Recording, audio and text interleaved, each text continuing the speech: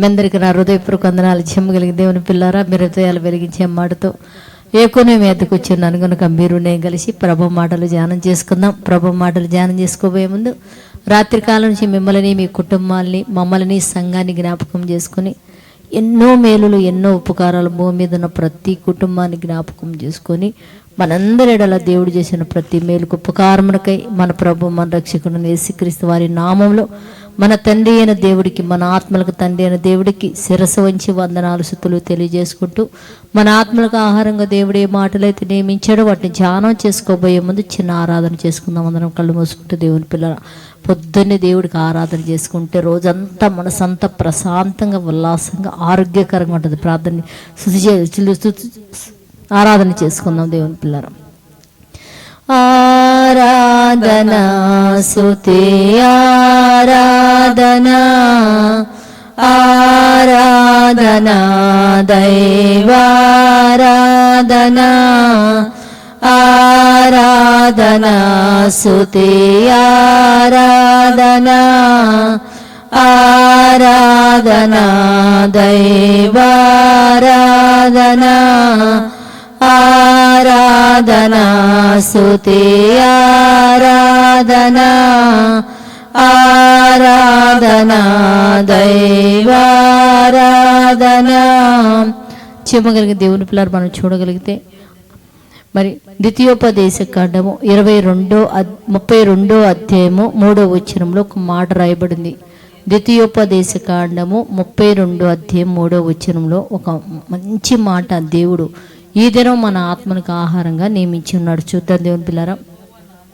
నేను యెహోవా నామమును ప్రకటించేదను, మన దేవుని మహత్కార్యములను కొనియాడుడు అని రాయబడింది. దేవుని పిల్లలు అంటే జీవమగలిగిన దేవునిని నేను ప్రకటించుచున్నాను, ఆయన మహత్వ కార్యములను మీరు కొనియాడుడు అని రాయబడింది. దేవుని పిల్లల భక్తుడు మనకి ఎంత చక్కగా తెలియజేస్తున్నాడు.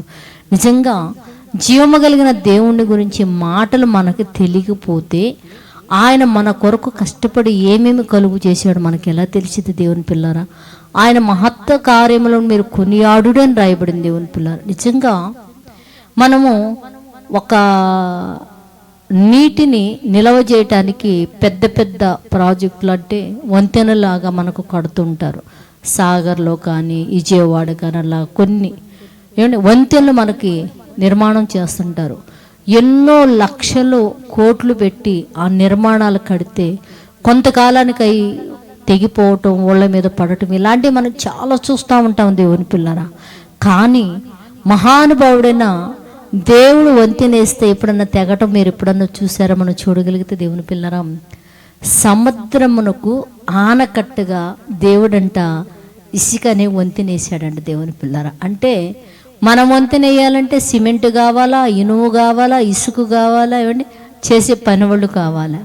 కానీ సముద్రానికి ఆనకట్ట వేయగలిగిన వాడు ఎవరైనా భూమి మీద ఉన్నారు అంటే జీవమగలిగిన యెహోవా దేవుడు మాత్రమంట సముద్రమునకు ఆనకట్టగా ఇసుకనేసాడండి దేవుని పిల్లలు. అంటే ఎంత మహత్త కార్యం అండి, ఎంత అద్భుతం అండి. మనం చేయగలమా దేవుడు? మనం ఇసుక పోసామనుకో నీళ్ళు పైనుంచి వస్తే ఇది కూడా కొట్టుకోపోయింది నీళ్ళతో పాటు.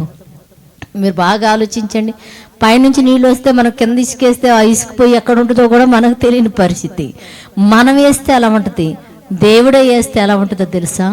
సముద్రంలో నీళ్లు ఒళ్ళ మీదకి రాకుండా ఆయన ఇసుకనే ఆనకట్టగా వేసాడండి దేవుని పిల్లరా.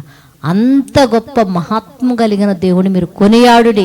నేను ప్రకటిస్తున్నాను కదా, ఆయన గొప్ప కార్యములు ఏంటో మీరు కొనియాడుడి అని చెప్తున్నాడు. అంత గొప్ప దేవుడిని మనం నమ్మి ఆ మార్గంలో నడుస్తున్నామంటే ఎంత అదృష్టవంతులు మీరు ఆలోచించండి దేవుని పిల్లారా. మనకంటే అదృష్టవంతులు భూమి మీద ఎవరు లేరు. కనుక ప్రార్థన చేసుకుందాం.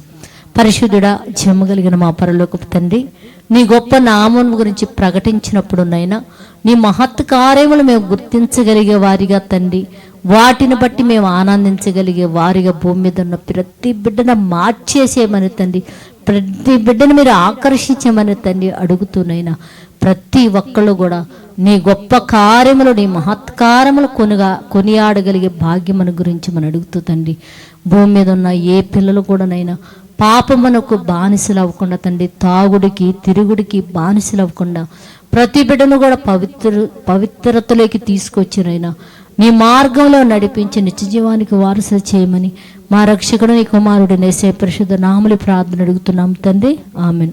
మీ అందరికీ నా హృదయపూర్వక వందనములు, ధన్యవాదాలు.